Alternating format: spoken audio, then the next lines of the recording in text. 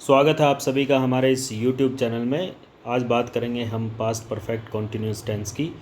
देखिए, इसमें जो पहचान रहेगी हिंदी में वो रहा था, रहे थे, रही थी समय के साथ आएगा। हेल्पिंग वर्ब की बात करें तो इसकी हेल्पिंग वर्ब होगी हैड बीन, जो सभी के साथ यूज़ करनी है। वर्ब की आईएनजी फॉर्म आएगी, और क्योंकि मैंने बताया था कि कॉन्टिन्यूस जहाँ भी आएगा टेंस में वहाँ वर्ब की आईएनजी फॉर्म आएगी। अब एडवर्बियल्स की बात करें तो इसमें adverbials all day, all month, all evening, इसी तरह से आप ऑल डे, ऑल इवनिंग के अलावा ऑल मंथ, ऑल वीक, है ना, और कुछ भी कर सकते हैं। इसके अलावा सिंस और फॉर का यूज़ करते हैं। सिंस आपको पहले भी मैंने बताया है, पॉइंट ऑफ टाइम के लिए होता है यूज़, जैसे since Monday, since morning, since 9 AM, since 1990 etcetera. For का यूज़ पीरियड ऑफ टाइम के लिए होता है, जैसे 2 months, 2 days, for 5 years, 2 years, for 3 hours etcetera. अब बात करते हैं सेंटेंसेस की। तो पहला जो वाक्य है, जैसा कि सभी टेंस में बनता है और हमने अभी तक बनाए हैं, तो पहला वाक्य रहेगा पॉजिटिव सेंटेंस। इसकी फॉर्मेशन यानी बनावट क्या रहेगी? सब्जेक्ट, सब्जेक्ट के बाद हेल्पिंग वर्ब, हेल्पिंग वर्ब के बाद वर्ब की आईएनजी फॉर्म, उसके बाद ऑब्जेक्ट, और फिर उसके बाद टाइम, सिंस, फॉर, या इसको जो भी मतलब एडवर्बियल हमें यूज़ करना है वो हम करेंगे। एक एग्ज़ाम्पल हमने लिया है, वह 2 घंटे से मेरा इंतज़ार कर रही थी। अब देखो, रही थी आ गया, इसमें जो पहचान है इसकी हिंदी में। चलो इसको हम बनाते हैं। She had been waiting for me for 2 hours। Clear? क्योंकि पीरियड ऑफ टाइम है 2 घंटे से, तो हमने फॉर के बाद 2 hours का यूज़ किया, यानी समय का। इसी को अगर नेगेटिव सेंटेंस हम बनाएंगे, तो मैंने हर बार आपको बताया है कि नेगेटिव के लिए सिर्फ एक नोट ऐड करना है हेल्पिंग वर्ब के बाद। तो देखिए, और ये भी याद रखिए, जो नोट यूज़ होगा वो मेन हेल्पिंग वर्ब जो होती है उसी के बाद होगा। जैसे इसकी फॉर्मेशन देखिए, सब्जेक्ट, सब्जेक्ट के बाद हेड, हेड के बाद नोट, और नोट के बाद बीन, यानी कि नोट को हमें रखना है हेड और बीन के बीच में। फिर उसके बाद लगाइए वर्ब की आईएनजी फॉर्म, फिर उसके बाद ऑब्जेक्ट, फिर उसके बाद टाइम। जैसे वह 2 घंटे से मेरा इंतज़ार नहीं कर रही थी, तो इसको हम बनाएंगे she had not been waiting for me for 2 hours। Clear?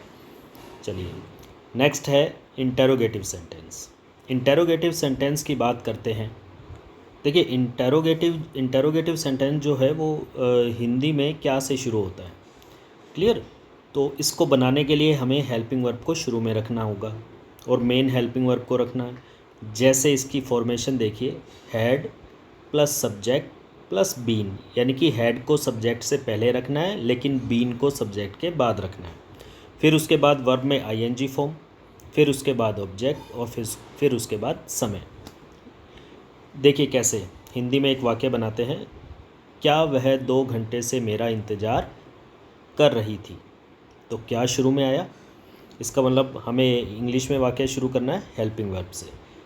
चलिए, तो सबसे पहले लिखेंगे had she been waiting for me for 2 hours, यानी कि हैड को शुरू में, फिर उसके बाद सब्जेक्ट शी, फिर उसके बाद बीन, फिर उसके बाद वर्ब की आईएनजी फॉर्म यानी कि वेटिंग, फिर उसके बाद फॉर मी, और फिर उसके बाद फॉर 2 hours यानी कि 4 प्लस टाइम।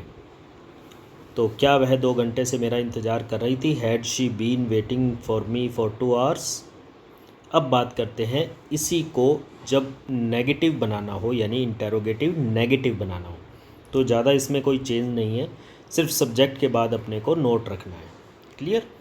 सब्जेक्ट के बाद नोट रखना है, और सब्जेक्ट के बाद हम जब नोट रखते हैं तो वो इंटेरोगेटिव नेगेटिव में कन्वर्ट हो जाएगा, और बाकी सारा वैसा ही रहेगा जैसा अभी हमने पीछे वाला इंटेरोगेटिव जो सिंपल वाक्य बनाया है, ठीक वैसा ही। अब देखिए, had plus subject plus not plus been plus verb में ing plus object plus time. Clear? तो ये जो है वाक्य हमने बनाया है। इसकी फॉर्मेशन देख लीजिए, फिर से बता दूं तो जो सेंटेंस है उसको हम एक बार हिंदी में पहले देख लें। क्या वह 2 घंटे से मेरा इंतज़ार नहीं कर रही थी? तो नोट आया यानी नहीं। तो क्या करना है, सब्जेक्ट के बाद नोट रखना है, बाकी वैसा ही बनाना है जैसा लास्ट वाक्य हमने बनाया। Had she not been waiting for me for 2 hours. Clear? Question mark लगाना है लास्ट में। अब बात करते हैं इंटेरोगेटिव वर्ड से बनने वाले यानी WH वर्ड से बनने वाले सेंटेंस की, यानी इंटेरोगेटिव वर्ड्स की। इसके अंदर भी हमें ज़्यादा चेंज नहीं करना है। जो पीछे हमने इंटेरोगेटिव सेंटेंस बनाए हैं दोनों, उन्हीं में शुरू में हमें एक WH वर्ड को रखना है। क्लियर? कैसे देख लेते हैं, पहले इसकी फॉर्मेशन देखिए। सबसे पहले इंटेरोगेटिव वर्ड, फिर उसके बाद हैड, फिर उसके बाद सब्जेक्ट, फिर उसके बाद बीन, फिर उसके बाद वर्ब की ing फॉर्म, फिर उसके बाद ऑब्जेक्ट, फिर समय यानी टाइम, और लास्ट में आपको क्वेश्चन मार्क रखना है। अब देखिए, वह 2 घंटे से मेरा इंतज़ार कहाँ कर रही थी। अब कहाँ जो है वो WH वर्ड है यानी कि इंटेरोगेटिव वर्ड है। इसको इंग्लिश में क्या कहेंगे, वेयर। अब वेयर को हमें कहाँ रखना है, शुरू में। क्लियर? तो सबसे पहले रखेंगे वेयर यानी इंटेरोगेटिव वर्ड, फिर उसके बाद had she been waiting for me for 2 hours. ये हो गया इंटेरोगेटिव वर्ड से एक वाक्य। अब देखिए इसमें किया क्या हमने, सिर्फ एक WH वर्ड यानी वेयर को शुरू में रखा, बाकी वाक्य वैसा ही है जैसा हमने ये देखिए यहाँ पर बनाया था।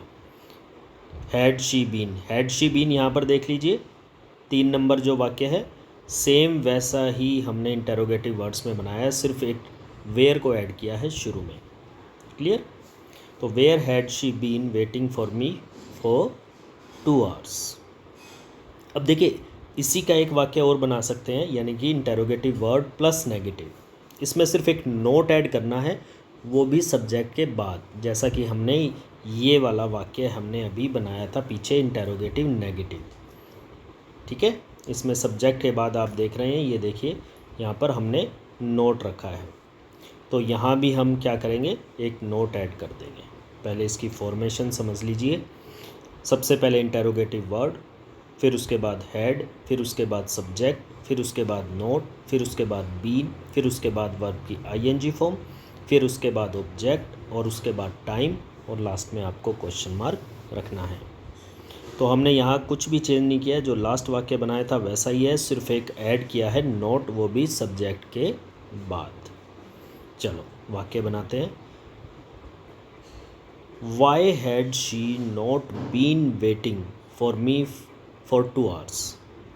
वह मेरा 2 घंटे से इंतज़ार क्यों नहीं कर रही थी। देखो वहाँ हमने वेयर से बनाया, सिर्फ चेंज किया है क्यों नहीं कर रही थी, क्यों को ऐड किया है हमने वेयर की जगह। तो क्यों को इंग्लिश में क्या बोलेंगे, वाई। तो ये हमने यहाँ पर वाई यूज़ किया।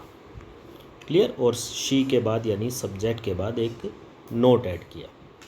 अब इम्पोर्टेंट बात कर लेते हैं कि अगर कोई सेंटेंस मान लो व्हेन से जुड़ा है, क्लियर, और व्हेन के बाद वाला वाक्य अगर पास्ट कॉन्टिन्यूस में पास्ट सिंपल में है, तो दूसरा वाक्य हम किस में बना सकते हैं, पास्ट परफेक्ट कॉन्टिन्यूस में। जैसे when he came to my home, यानी जब वो मेरे घर आया, I had been trying to call him for 5 minutes, यानी कि मैं उसको पिछले 5 मिनट से कॉल करने का प्रयास कर रहा था या कर रही थी।